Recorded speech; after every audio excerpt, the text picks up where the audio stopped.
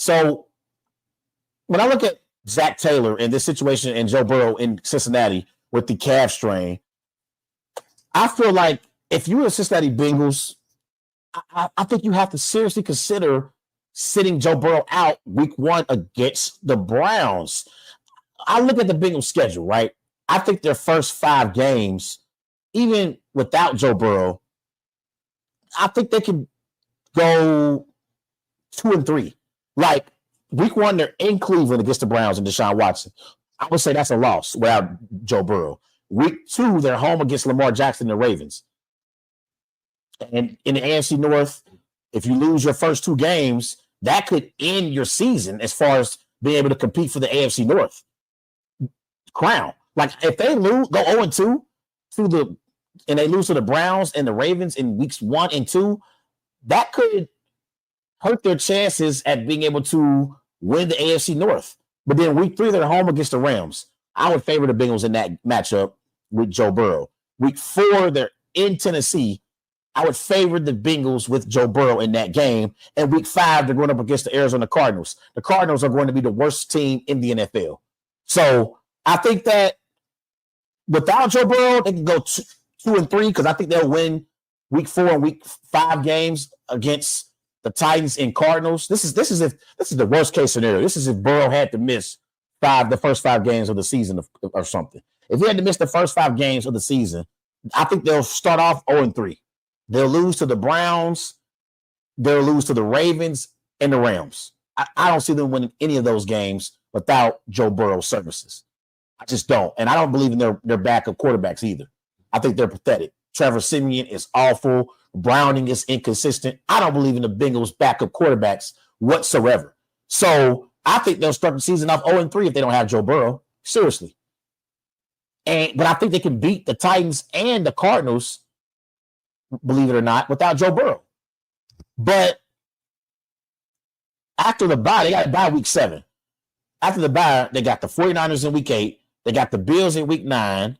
They got the Texans, which is a win, in week 10. But then week 11, they got the Ravens. Week 12, they got the Steelers. Week 13, they got the Jaguars. After the bye, it gets tough for the Bengals to me.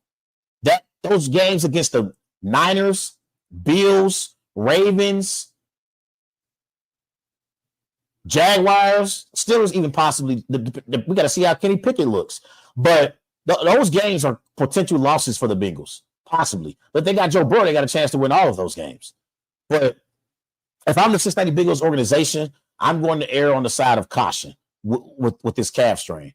You got to. This is the franchise. You look at Joe Burrow, the last 2 years, Joe Burrow has 69 touchdowns, 26 interceptions, 9,086 passing yards. He completed 70% of his passes in 2021 that led the NFL, and he completed 68% of his passes in 2022. Joe Burrow is a top 3 quarterback in the NFL. And if you lose Joe Burrow for an extended period of time in the regular season, you will miss the playoffs. This is the franchise. You cannot play around with your franchise quarterback. You have to err on the side of caution. That's why you heard Jamar Chase come out and already say he wouldn't mind Joe Burrow missing week 1 against the Browns. But with Zach Taylor's latest comments saying that Burrow looks as good as he's ever looked since he suffered the calf strain, that tells me the Bengals are leaning towards playing Joe Burrow in week 1 against the Browns. And I think that would be a mistake.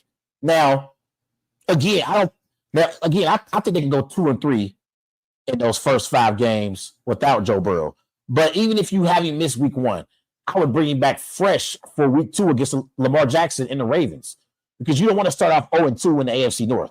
And honestly, even if they start off 2-3, I still think they have a chance. But in the AFC overall, you can't get out to a slow start and be 1-4 or 0-4 in your first 4 games. 0-4 in your first 4 games or 1-4 in your first 5 games. To me, the way the AFC is this year, you're not going to make the playoffs. In the AFC East, you got the Buffalo Bills with Josh Allen. You got the Jets with Aaron Rodgers. You got the Miami Dolphins with Tyreek Hill, with Jalen Waddle.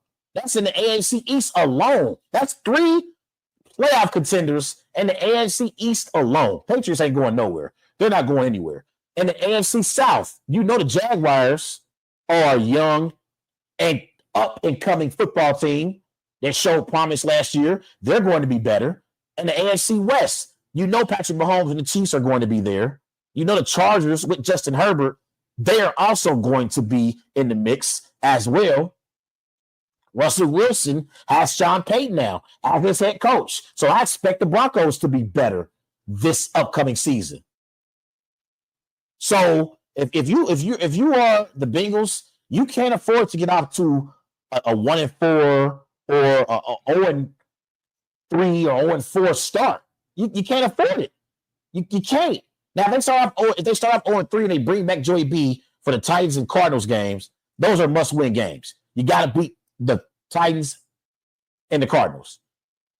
But in the AFC this year, you can't start off slow because you might not be able to bounce back if you start off slow. Too many good teams in the AFC. Too many good teams. But I think that their backup quarterbacks are awful. Trevor Siemian, Jake Browning, they're terrible. So I think the Bengals definitely don't want to rush Joe Burrow back, but I wouldn't if I'm the organization, I would sit him out week 1, but I'm definitely bringing him back week 2 against the Ravens. You cannot mess around in the AFC. You can't.